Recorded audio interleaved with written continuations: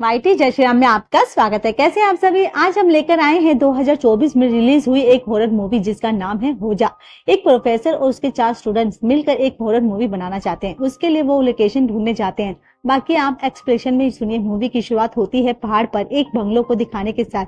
तेज बारिश हो रही थी और तभी एक आदमी वॉचमैन को पुकारते हुए घर के अंदर आता है। तभी एक काला रूप उसके सामने आ जाता है जिसको देखकर वह एकदम ज्यादा डर जाता है। वहां से कट करके 4 स्टूडेंट को दिखाते हैं जो एक हॉरर शॉर्ट फिल्म बनाना चाहते हैं। ये है विनय जो शॉर्ट फिल्म डायरेक्टर करने वाला है। ये है विंसी द कैमरामैन। इनके शॉर्ट फिल्म में हीरो का रोल कर रहा है केविन, लेकिन वो जिद करता है कि मेरी हीरोइन तो एंजेलिना ही बनेगी। असल में एंजेलिना से एक तरफा प्यार करता है पर एंजेलिना को हीरोइन बनने का कोई इंटरेस्ट नहीं होता।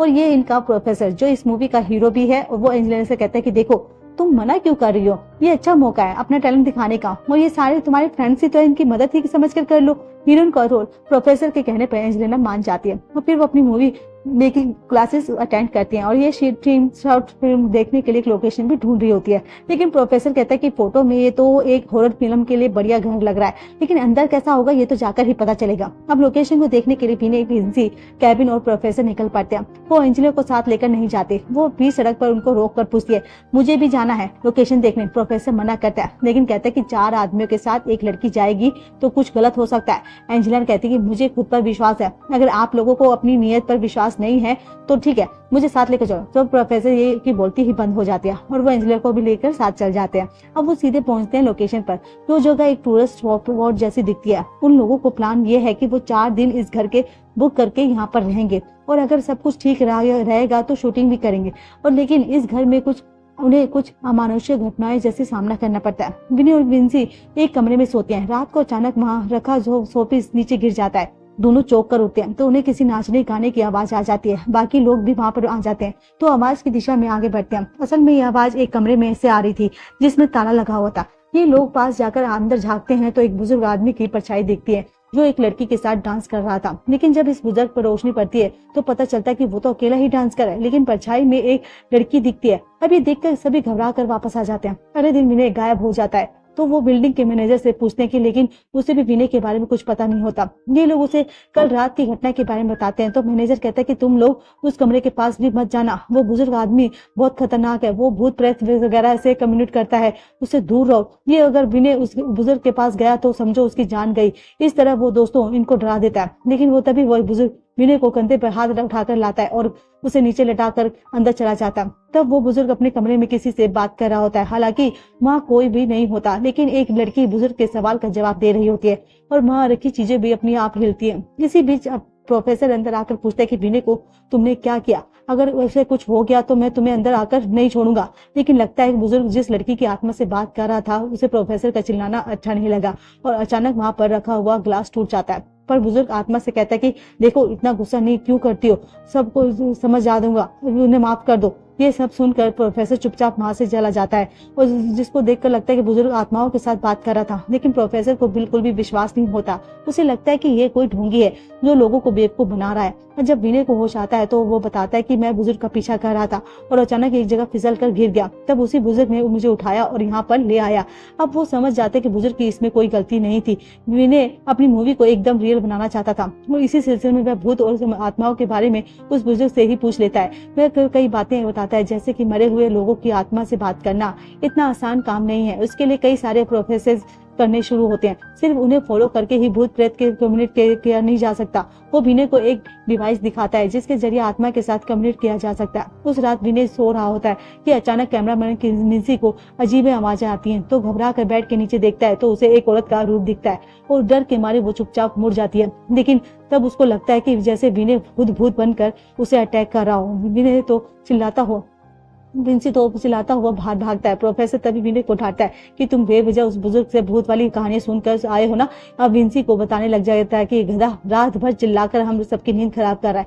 यहाँ पर विनय और विंसी कहते हैं कि हमें सच में एक अमनुष्य शक्ति का एहसास हुआ। पर प्रोफेसर कहता है कि इस साइंस तुम्हारा दिमाग ना उस बुजुर्ग और साथ उनकी आत्माओं के बारे में सोच रहा होगा, इसलिए तुम्हें बेड के नीचे कोई रूप दिखा होगा। इसमें भूत प्रेत वाली कोई बात नहीं है। तुम लोग एक काम करो उस बुजुर्ग की बातों पर विश्वास करना बंद ही कर दो, क्योंकि वो तुम सबको उल्लू बना रहा है। वह वीने को अभी भी लगता है कि बुजुर्ग के पास आत्मा से बात करने की कोई शक्ति जरूर है, पर अब प्रोफेसर चिढ़कर बुजुर्ग से डायरेक्टली कह देता है कि मेरे स्टूडेंट को लगता है कि आप सच में आत्मा से कम्युनिकेट करते हैं, पर मुझे इतने के जरा भी यकीन नहीं है आप पर। अगर आप सच में आत्मा से कम्युनिकेट कर सकते हैं तो हमारे सामने करके दिखाइए। बुजुर्ग एक ओजा बोर्ड लाकर दे देता है और कहता है कि हम सबको मिलकर यहाँ ओजा गेम खेलना होगा, वरना अगर किसी ने इसे अकेला खेला तो आत्मा उसे अपने वश में कर लेगी। अब प्रोफेसर के चारों स्टूडेंट गेम खेलने के लिए बैठते हैं। प्रोफेसर गेम नहीं खेलता। शुरू में वो पूछते कि क्या कमरे में कोई और है, क्या आप हमसे कम्युनिकेट करना चाहते हैं, लेकिन कोई जवाब नहीं आता। ये देखकर तो प्रोफेसर मजाक उड़ाने लगता है, क्योंकि उसे ना तो भूत प्रेत में विश्वास होता है और ना ही उनसे डरता है। पर स्टूडेंट को भूत में विश्वास है तो बड़े डरे सहमे आत्मा के साथ कम्युनिकेट करने की कोशिश करते हैं। थोड़ी देर में बोर्ड पर काइन हिलने लग जाता है, मतलब यहाँ पर कोई आत्मा है। अब ये लोग आत्मा से कुछ और सवाल करते हैं कि जिनको ठीक जवाब नहीं मिलता। प्रोफेसर फिर हंसता है कि बूढ़ा झूठ बोल रहा है और तुम लोग भी पागलों की तरह इसमें गेम में खेलने बैठ गए हो, कहकर वह गेम बंद कर देता है, जिस वजह से गेम अधूरा रह जाता है। अगले दिन प्रोफेसर को एंजेलिना के कमरे में एक लेटर मिलता है जिसमें उसमें लिखा होता है कि मेरे जीने की ख्वाहिशें खत्म हो गई, मैं मरना चाहती हूँ। प्रोफेसर घबरा कर एंजेलिना को ढूंढता है। आखिर वो एक ऊंची चट्टान पर खड़ी होती है, उसे कूदने वाली होती है। उसी वक्त उसे प्रोफेसर रोक देता है और डांटता है, ये कैसी पागल वाली हरकतें कर रही हो। तब एंजेलिना फूट फूट करने लगती है और प्रोफेसर के सामने ही लिपट जाती है। तभी केविन ये दृश्य देख लेता है। वो उदास होकर जाता है क्योंकि वो एंजेलिना को प्रपोज करने आया था। प्रोफेसर उसे पूछता है कि तुमने ये बुजदिल वाला काम फैसला क्यों किया। एंजेलिना उसने अपनी लाइफ के बारे में बताती कि मैं एक फ्लैशबैक में दिखाई जाता है। जब एंजेलिना छोटी थी तो उसके पिता की मृत्यु हो गई थी। उसके बाद उसकी माँ ने एक आदमी को अपना साथी चुन लिया था। उन दोनों ने शादी नहीं की, पर उस आदमी की नजर एंजेलिना पर थी। एंजेलिना की माँ को हद से ज्यादा शराब पिला देता था और जब वो अपना होश खो देती थी तो एंजेलिना को अब्यूज करके आदमी का रवैया नहीं बदला, वो एंजेलिना के साथ जबरदस्ती करता था। एंजेलिना बहुत रोई और उसने अपनी माँ को भी नहीं बताया, लेकिन उसकी माँ को पहले से सब पता था। लेकिन उसने उस आदमी के खिलाफ एक भी शब्द नहीं कहा और ना ही एंजेलिना को बचाने की कभी कोशिश की थी। तो प्रेजेंट में प्रोफेसर पूछता है कि जब वो आदमी इतना कुछ कर चुका था तो तुमने पुलिस में कंप्लेंट क्यों नहीं की। एंजेलिना बताते कि अगर पुलिस उस आदमी को पकड़ लेकर दी गई तो मेरी माँ का क्या होगा, हमारा गुजारा कैसे चलेगा। इसी के साथ में चुप रही थी, लेकिन ऐसी जिंदगी से मुझे मरना बेहतर हो लगा। इसी बीच अपने मुझे शॉर्ट फिल्म प्रोजेक्ट में इन्वॉल्व किया और मैं आपके साथ यहाँ पर आ गई ताकि एक हफ्ता तो मेरा मन शांत रहे, लेकिन मैं वापस उस नर्क में नहीं जाना चाहती, इसलिए मैं मरने जा रही थी। प्रोफेसर उसे हिम्मत देता है, वो अपना इरादा बदल देती है। यहाँ केविन बहुत दुखी होता है और एंजेलिना प्रोफेसर से प्यार करती है। वो भी शराब पीकर लेट जाता है और तभी वहां पर कबर्स वगैरह मिलने लग जाते हैं और किताबें हवा में उड़ने लग जाती हैं। फिर एक अमानुष्य रूप केविन को मारने की कोशिश करता है और आवाज को सुनकर सभी वहां पर आ जाते हैं। तब वो रूप इन सब पर बुक्स फेंक कर हमला करता है और आखिरकार वो रूप इन सब के सामने आ ही जाता है और ये औरत की आत्मा होती है। वो किसी तरह केविन को बचाकर बाहर लेकर आ जाते हैं। फिर वो उस बुजुर्ग को ये सब बताते कि वो कहता है कि तुम लोगों ने ओजा गेम खेल कर उस आत्मा को यहाँ बुला लिया, लेकिन गेम अधूरा छोड़ने की वजह से वो आत्मा यहीं पर आ गई। अगर उसे वापस भेजना है तो गेम पूरा करना होगा। और प्रोफेसर को भी उसकी बातों पर विश्वास हो जाता है और वो गेम खेलते हैं। तो पूछते हैं कि अगर यहाँ पर कोई है तो अपना नाम बताइए। वे आत्मा अपना नाम गायत्री बताती है। अब क्योंकि आपकी उम्र क्या है तो नाम भी बताती है और साथ में उम्र भी बताती है, 23 बताती है, मतलब वो 23 साल की मरी थी उम्र में। अब कैसे मरी थी तो वो जवाब आता है कि कत्ल। अब ये देखकर अभी सभी चौंक जाते हैं। वो पूछते कि आप कहाँ की हैं, तो आत्मा अपना पूरा एड्रेस बता देते हैं, जिसको सुनकर ये सभी घबरा जाते हैं। वो सोचते कि हमें यहाँ से तुरंत भाग जाना चाहिए, लेकिन वो आत्मा बार बार हेल्प करके बोर्ड पर लिख रही थी। लेकिन ये लोग फिर भी लोग गेम को रोक देते हैं। तब तक आत्मा से ने जो इन्फॉर्मेशन मिली थी उसके अनुसार गायत्री नाम की एक 23 साल की लड़की का कत्ल हुआ था।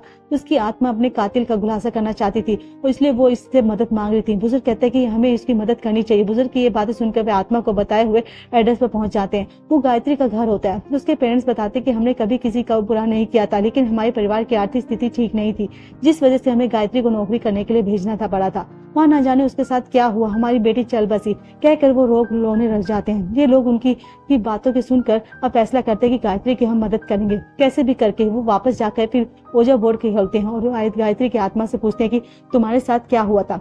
तब वो एंजेलिना को जो एकदम नॉर्मल थी उसके चेहरे का एक्सप्रेशन बदलने लग जाता है, यानी कि गायत्री की आत्मा उसके अंदर आ गई थी। और वह अपनी कहानी बताते हैं कि फिर हमें एक फ्लैशबैक में दिखाते हैं कि गायत्री का एक सुखी परिवार था और सब कुछ अच्छा चल रहा था, लेकिन किसी वजह से उसके परिवार की आर्थिक स्थिति खराब हो गई थी और गायत्री को नौकरी करनी पड़ी थी। वो एक एंड फिल्म कंपनी में रिसेप्शनिस्ट की नौकरी करती थी। दीप्ति नाम की एक औरत और 3 आदमी एक कंपनी के ओनर्स होते थे। बड़े बड़े बॉन्ड्स इनके क्लाइंट्स थे, जिनके लिए ये नए नए मॉडल्स वगैरह को सिलेक्ट करके एक क्रिएटिव फिल्म बना कर देते थे। इनके कंपनी में कार्तिक नाम का एक एंड फिल्म मेकर था, जिसे एक नए ब्रांड का एक एंड मिला था। उसे अपनी एंड फिल्म के लिए एक नई मॉडल की तलाश थी। तभी उसकी नजर गायत्री पर पड़ी और उसे लगता था कि ये एंड को शूट करेगी। तब वह तुरंत दीप्ति को कॉल करके कहता है कि बाहर मॉडल की तलाश करने की कोई जरूरत नहीं है, मुझे तो अपनी फिल्म के लिए गायत्री ही चाहिए। दीप्ति भी गायत्री से इस बारे में बात करती है, लेकिन गायत्री कहती है कि हमारी फैमिली के लोग बहुत ही स्ट्रिक्ट हैं, वो नहीं मानेंगे कि मैं एक मॉडल बनूं, इसलिए मैं ये काम नहीं कर सकती। लेकिन वो मुझे समझाते हैं कि तुम अपने परिवार के फाइनेंशियल सिचुएशन को ठीक करने के लिए तो नौकरी कर ही रही हो ना, फिलहाल तुम्हें जो सैलरी मिल रही है उससे 3 गुना सैलरी मिलेगी। तुम मॉडलिंग करोगी तो बहुत फायदा भी होगा और तुम्हें ऐसा कोई काम नहीं देंगे जो तुम्हें ठीक ना लगे। ये सारी बातें सुनकर गायत्री मान जाती है और उनके पास उनकी लाइफ अलग सी लेवल पर पहुंच जाती है। वक्त के साथ गायत्री और कार्तिक के बीच प्यार हो जाता है और दोनों शादी भी कर लेते हैं। गायत्री खुशी खुशी अपनी मैरिज लाइफ की शुरुआत याद करती है, लेकिन जब एक बार होता यह है कि उसे शूटिंग के लिए दूसरे शहर जाना पड़ता है। तब वो कार्तिक को कॉल करके कहती है कि मैंने तुम्हारे लिए एक सरप्राइज रखा है। कार्तिक पूछता है क्या सरप्राइज है। गायत्री बताती है कि वो मैं कल बताऊंगी। उसके बाद गायत्री का क्या हुआ किसी को पता नहीं चला। अब प्रेजेंट में ये लोग ओझा बोर्ड के सामने बैठे होते हैं कि गायत्री की आत्मा ने सिर्फ यहाँ तक इनको बताया था कि आगे की कहानी नहीं बताई। अगले दिन प्रोफेसर और उनके स्टूडेंट्स वापस अपने शहर लौट आते हैं। कॉलेज में केविन को उदास बैठा देखकर एंजेलिना कहती है कि तुम जो समझ रहे हो वैसा बिल्कुल नहीं है। मैं प्रोफेसर सर से अपने पास्ट के बारे में बता रही थी, जिससे मैं थोड़ा इमोशनल हो गई थी और वो चीजें मैं हर किसी के साथ भी शेयर नहीं कर सकती। प्लीज मुझे माफ कर दो।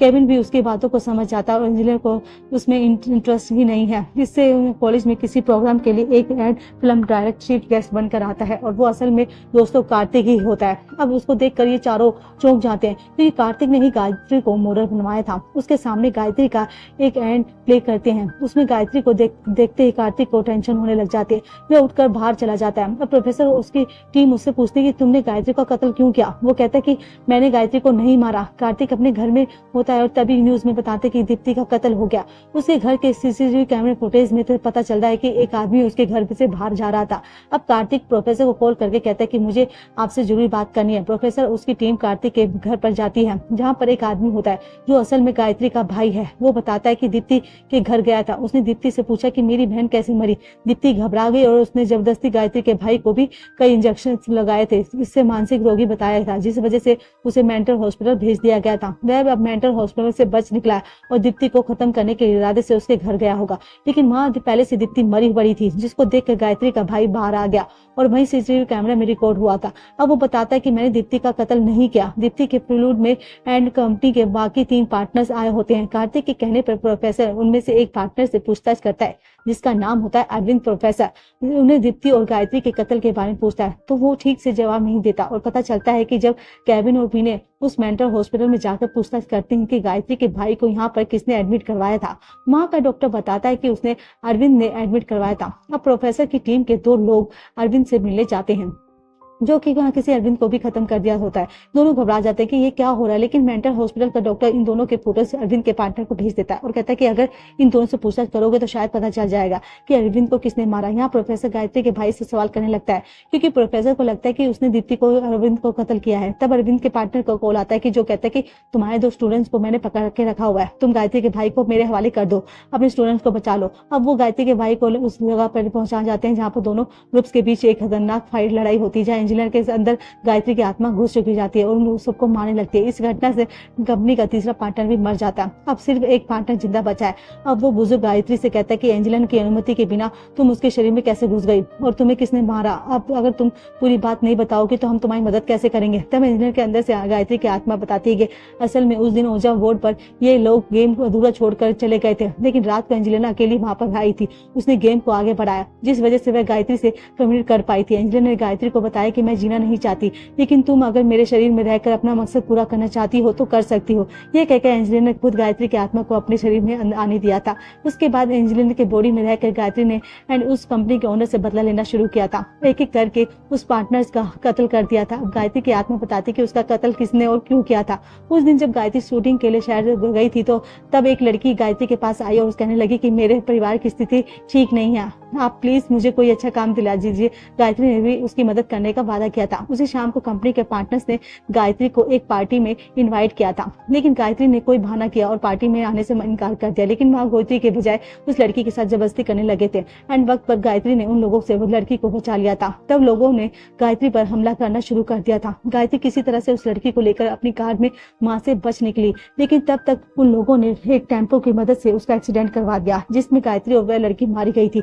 इस तरह हुई थी गायत्री की मौत और इसलिए वो डी कंपनी के पार्टनर्स की जान लेना चाहती थी। अब मुझे समझ जाता है कि अगर गायत्री की आत्मा को इंजीनियर के शरीर से जल्द नहीं निकाल पाए तो ये कंपनी के चौथे पार्टनर को भी जल्दी मार देगी। लेकिन गायत्री कहती कि मुझे खुद इंजीनियर ने अपने शरीर में रहने की अनुमति दी है, मैं नहीं जाऊंगी। अब मुझे इंजीनियर को जगा कर कहता है कि तुम खुद गायत्री की आत्मा से कहो कि तुम शरीर छोड़ दो। लेकिन इंजीनियर कहती कि मुझे ये शरीर चाहिए ही नहीं, मैं चाहती हूँ कि कम से कम गायत्री की ख्वाहिशें तो पूरी हो जाए। मैं उसको जाने के लिए नहीं कहूंगी। लेकिन मुझे कुछ पूजा करके गायत्री की आत्मा को भगाने की बड़ी कोशिश करता है, लेकिन सफल नहीं हो पाता। वो समझ जाता है कि गायत्री अपना इरादा पूरा करके ही इंजीनियर के शरीर से निकलेगी। दूसरी एंड कंपनी का ये वीडियो जो बंदा आखिरी बचा था वो पार्टनर जज जाकर फादर से विनती करता है कि गायत्री की आत्मा मुझे मार डालेगी, प्लीज मुझे कुछ भी करके बचा लीजिए। फादर कहते ठीक है, मैं तुम्हें एक आदमी के पास लेकर जाऊंगा जो तुम्हें बचा सकता है। वो उसे कार में बिठाकर वहीं पर लेकर जाता है, लेकिन यहाँ पर रिवील होता है कि उसके असली फादर तो अभी चर्च से बाहर निकले ही नहीं थे होते। वो कार में कंपनी के पार्टनर को देखकर हैरान रह जाते हैं